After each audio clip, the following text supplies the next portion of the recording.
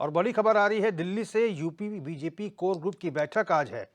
25 उम्मीदवारों का हो सकता है ऐलान। कोर ग्रुप की बैठक में सीएम योगी रहेंगे मौजूद। जेपी नड्डा, गृह मंत्री अमित शाह भी इस बैठक में मौजूद रहेंगे। भूपेंद्र चौधरी, केशव मौर्य, ब्रजेश पाठक भी इस बैठक में मौजूद रहेंगे। उत्तर प्रदेश की बची हुई सीटों को लेकर होगा मंथन। कोर ग्रुप की बैठक के बाद चुनाव समिति की भी बैठक होगी। तो ये बड़ी खबर है।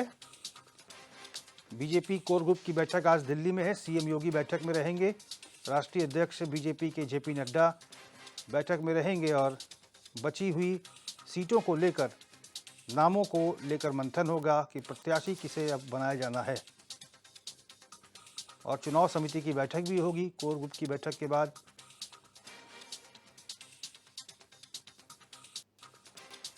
पच्चीस उम्मीदवारों के नामों का ऐलान हो सकता है इस कोर ग्रुप की बैठक और चुनाव समिति की बैठक के बाद। तो ये बड़ी खबर है।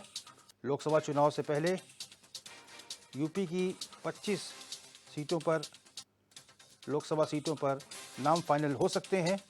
कोर ग्रुप की बैठक है जिसमें दोनों डिप्टी सीएम और सीएम योगी आदित्यनाथ मौजूद रहेंगे और बीजेपी राष्ट्रीय अध्यक्ष जेपी नड्डा की अध्यक्षता में ये बैठक होगी।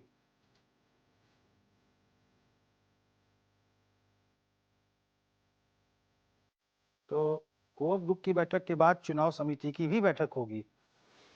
तो बची हुई सीटों को लेकर चिंतन मंथन होगा कि आखिर किसे प्रत्याशी बनाया जा सकता है, कौन जिताऊ उम्मीदवार होगा भारतीय जनता पार्टी के लिए। भूपेंद्र चौधरी, केशव प्रसाद मौर्य, ब्रजेश पाठक इस बैठक में मौजूद रहेंगे।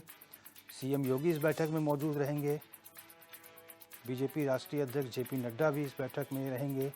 बीजेपी के तमाम शीर्ष नेतृत्व इस बैठक में शिरकत करेंगे और कोर ग्रुप की बैठक होगी पहले, फिर चुनाव समिति की बैठक होगी और लगभग 25 नामों पर अंतिम निर्णय हो सकता है।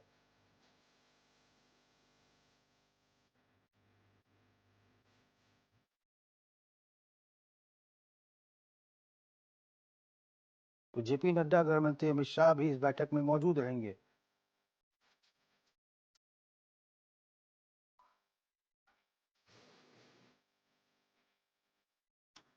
और इसी खबर पर UP head Amitesh Srivastava live जुड़ चुके हैं। अमितेश जी, बची हुई सीटों को लेकर बड़ी महत्वपूर्ण बैठक आज दिल्ली में है, क्या कुछ इनपुट है आपके पास?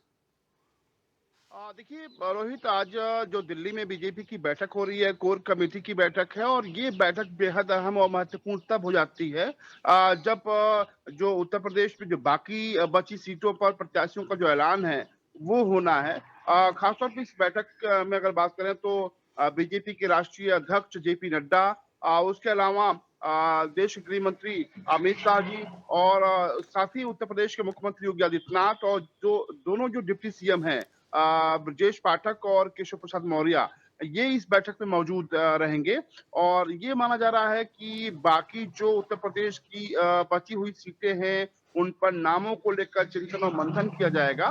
दरअसल इनमें वो तमाम सीटें भी शामिल है रोहित, जिसमें 2019 में बीजेपी चुनाव हारी थी। तो जाहिर सी बात है कि भारतीय जनता पार्टी की तरफ से कोई भी कोर कसर नहीं छोड़ी जा रही है।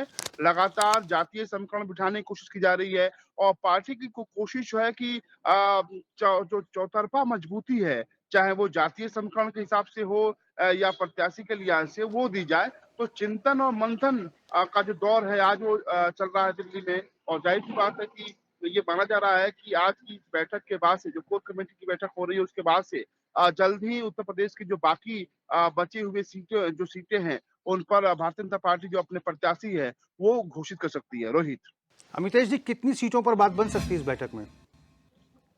देखिए 25 ऐसी सीटें हैं जिन पर आज की इस बैठक में फैसला होना है और हर लिहाज से, मैंने पहले भी कहा रोहित कि हर लिहाज से ये सीटें बहुत महत्वपूर्ण है भारतीय जनता पार्टी के लिए। और यही वजह है कि आज की इस बैठक में एक तरफ तो जहां पार्टी के राष्ट्रीय अध्यक्ष जेपी नड्डा मौजूद हैं, अमित शाह मौजूद हैं, उत्तर प्रदेश के मुख्यमंत्री अपने दोनों उप मुख्यमंत्रियों ब्रजेश पाठक और केशव प्रसाद मौर्य के साथ मौजूद हैं।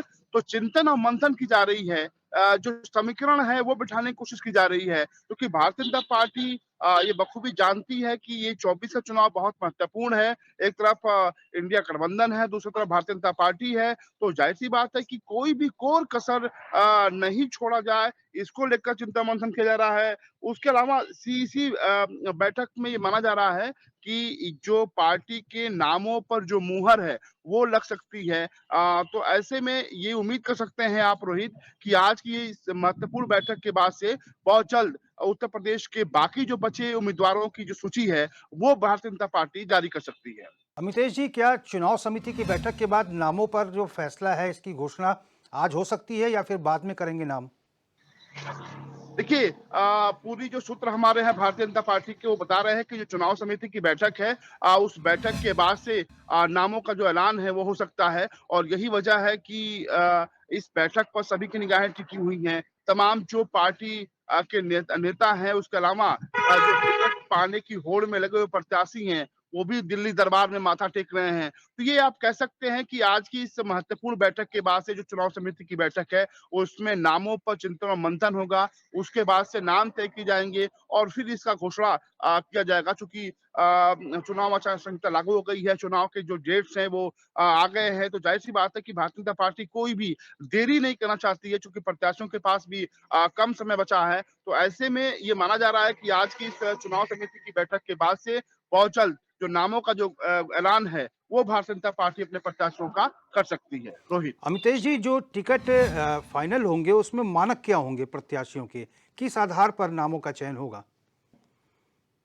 देखिए, बहुत महत्वपूर्ण और अहम सवाल आपने किया है रोहित। दरअसल भारतीय जनता पार्टी नेतृत्व तमाम चीज़ों पर विश्वास रखती है, जैसे जातीय समीकरणों के हिसाब से अगर बात करें, तो बीजेपी बखूबी जातीय समीकरणों को बिठाने की कोशिश करती है। आप देखिए कि हालाँकि ये दोनों ही तरफ से यानी कि विपक्ष और सत्ता पक्ष दोनों को के लिए ही ये 2024 का जो लोकसभा चुनाव है, बेहद अहम और महत्वपूर्ण है। लेकिन उसके बावजूद भारतीय जनता पार्टी जिस तरह से जातीय समीकरण उठा रही है, जिस तरीके से तमाम विपक्ष के नेताओं पर डोरे डालकर उनको पार्टी में शामिल कराया गया, जातीय लिहाज से या फिर वर्चस्व के लिहाज से, तो बीजेपी बखूबी जानती है कि कब, कहाँ और किस तरह की जो सियासी समीकरण है बिठाना चाहिए। तो मुझे लगता है कि एक तो पार्टी प्रत्याशियों की जो जिस पर चिंतन और मंथन हो रहा है नामों पर, उसमें सबसे बड़ी बात ये है कि उनकी जो पर्सनल छवि क्या है, क्षेत्र में जो सर्वे रिपोर्ट कराया गया है, जो उसमें कैसी उनकी छवि है, जनता के बीच में किस तरह का उनका व्यवहार रहा है, इस पर पहली प्राथमिकता दी जा रही है। उसके बाद से जो जातीय समीकरण के लिहाज से वो प्रत्याशी उस लोकसभा क्षेत्र में कितना सटीक बैठ रहा है, उस क्षेत्र लोकसभा सीट पर कितना उसका प्रभाव है, ये देखा जा रहा है। उसके अलावा जो निष्ठा और तमाम और बाकी चीज़ें हैं, उस पर भी चिंतन और मंथन किया जा रहा है। तो कुल मिलाकर रोहित आप कह सकते हैं कि भारतीय जनता पार्टी उन सीटों पर ज़्यादा फोकस कर रही है, कोई भी कमी न रह जाए, इसको लेकर भी भारतीय जनता पार्टी नेतृत्व काम कर रहा है। जिन सीटों पर पिछले चुनाव में यानी कि 19 के चुनाव में वोट परसेंटेज कम रहे हों या फिर 19 के चुनाव में खासतौर पे बीजेपी जहाँ पे चुनाव हारी है, वहाँ पर ज़्यादा चिंतन और मंथन हर लिहाज से किया जा रहा है, कोई भी कमी नहीं छोड़ी जा रही है और यही वजह है कि चुनाव समिति की बैठक में उत्तर प्रदेश के मुख्यमंत्री योगी आदित्यनाथ अपने दोनों डिप्टी सीएम ब्रजेश पाठक और केशव प्रसाद मौर्य के साथ मौजूद हैं। दूसरी तरफ पार्टी नेतृत्व में बीजेपी के राष्ट्रीय अध्यक्ष जेपी नड्डा और गृह मंत्री अमित शाह मौजूद हैं। तो कुल मिलाकर आप कह सकते हैं कि बीजेपी के लिए चुनाव बहुत महत्वपूर्ण है और यही वजह है कि आज की ये बैठक जो है वो भी काफी महत्वपूर्ण है और ये माना जा रहा है कि आज की इस बैठक में चुनाव समिति उन तमाम नामों पर चिंतन और मंथन कर रही है और फाइनल जो मुहर है वो आज लगेगा। इस बैठक के बाद से ये माना जा रहा है कि बहुत जल्द जो नामों का जो ऐलान है वो हो जाएगा। जी, उत्तर प्रदेश ऐसा राज्य है, सबसे ज़्यादा लोकसभा सीटें हैं और यहाँ की हार जीत से ही तय होता है कि दिल्ली का रास्ता कितना आसान है। पार्टी ने क्या लक्ष्य रखा है उत्तर प्रदेश में कितनी सीटें जीतने का?